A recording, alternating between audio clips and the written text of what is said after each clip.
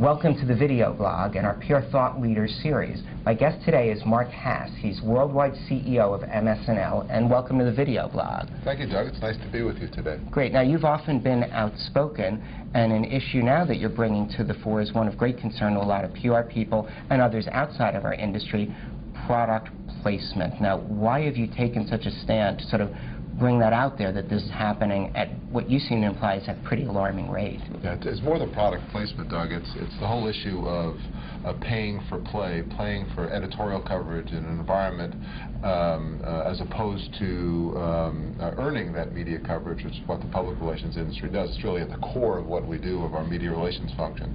And being a former journalist, I was sensitive to the issue and have been all my professional life. And there had been, once I moved over to the public relations side, some uncomfortable conversations with some of my marketing colleagues about their willingness to try to get media coverage in return for buying advertising. Right. Now, it does take two to tango, and now some of the product placement, apart from paying for coverage through, hey, you buy a commercial, we're going to put your story on, there are also more direct product sponsorships going on. So what's a PR communicator to do when it's the media outlet coming to you and say, hey, you know what, we do think that's a great story that would be a perfect fit for our audience, and here's a chance to get it on the air. Write us a check for, fill in the number of zeros that you need, and we'll do it. How do you manage and what do you handle that? Well, you know, I think that product placement is a separate type of issue, okay. But product placement is fine as long as there's transparency around it. You know, when you try to sneak something in, I think it's a little more troubling than if there's disclosure about what's going on. So what you're saying is there's a distinction between organizations actually buying commercial time in exchange for getting their stories covered, and as opposed to simple, say, product placement, where it's exchange for getting a story within the show. And I imagine that does affect the relationship between the reporters and the PR person. Yes, exactly. You know, the discussion that goes on between a public relations professional and a news organization is an important dialogue. I think it's sort of consistent with the idea of a free press. It's consistent with the idea of a credible press and credible media, because we have to convince people that our ideas and our information are worth including in a story that's produced by an objective professional journalist. That's a lot different than if I write someone a check, buy him some advertising, and by the way, there's a story that comes along with it. The credibility of that publication or that media organization gets deteriorated if the viewer or the reader believes that that news coverage was bought and paid for. It's not as valid, it's not as valuable, and I would argue it doesn't do as much good for brands and companies. Right. It's a very powerful endorsement when an objective journalist writes about a product or an organization. Right.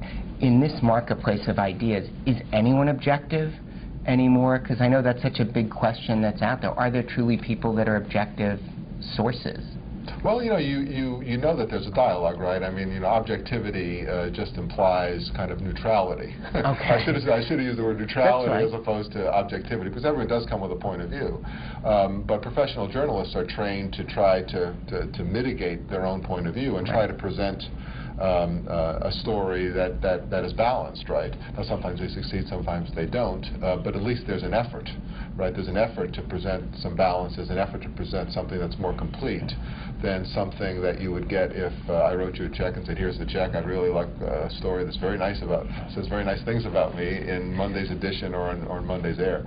That would be great, and that's not our policy yet to accept those types of handouts. But, you know, given financial pressures of the future, who knows, but we would disclose, that's for sure. So clearly this is one area where you're becoming a thought leader, and I'm sure raising some hackles in the industry by doing it. But one interesting thing you're pointing out is you're speaking to people about their company's business at the highest levels, who aren't just the PR people, but directors of really their entire communications efforts with access to that budget.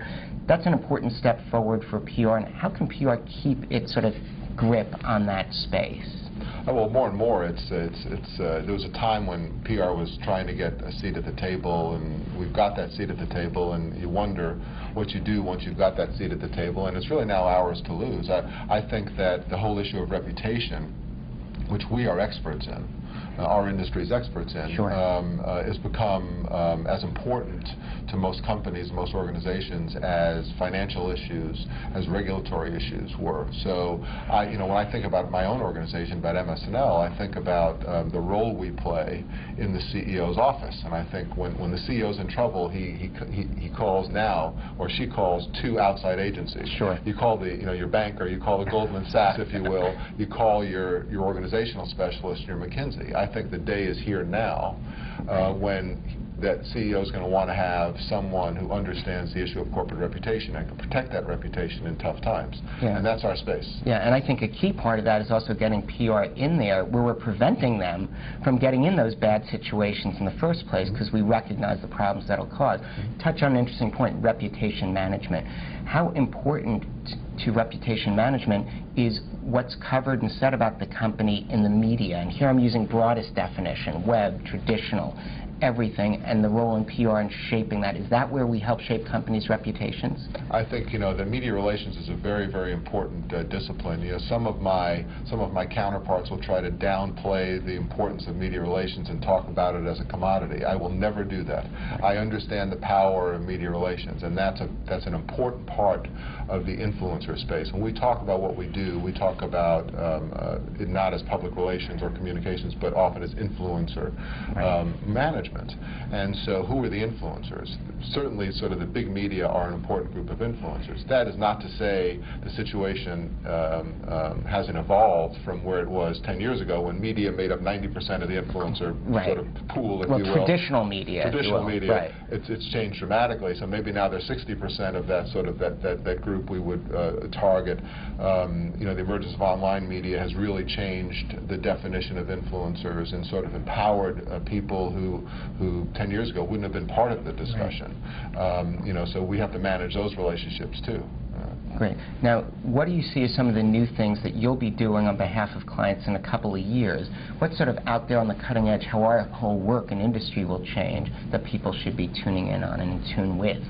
Well, the one important area that's emerged over the last year or two, and I think it's going to get more and more important, is the management of social media, the way companies and brands interact inside the space of social media. And I think no one's figured that out yet. It's advertisers are trying to figure that out. PR agencies are trying to figure that out.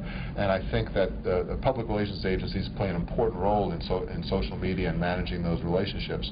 When I talk to my advertising agency colleagues, my interactive agency colleagues, I talk about the difference between what they do and what we do. When they play in the social media space, they're trying to reach millions. They want the play that reaches millions of people. I don't want to reach millions on behalf of my client. I want to reach the thousands that those millions listen to when they form opinions.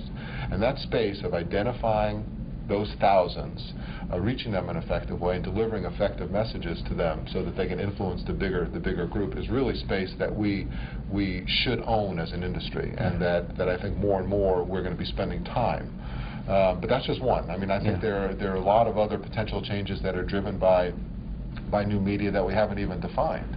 I think the whole area of influence in general, and that means things like public affairs, that means dealing with crisis and issues, all of those things that used to be a relatively small part of the overall industry are going to become more and more important. Right. Does video communications have a role in that, with just the incredible amount of video that's being consumed now? I think that you look at video the same way you look at written communications online. I mean, the explosion of vlogs. I mean, the way you are approaching your business is a good indication of it. It's sort of very smart and very much, on the edge.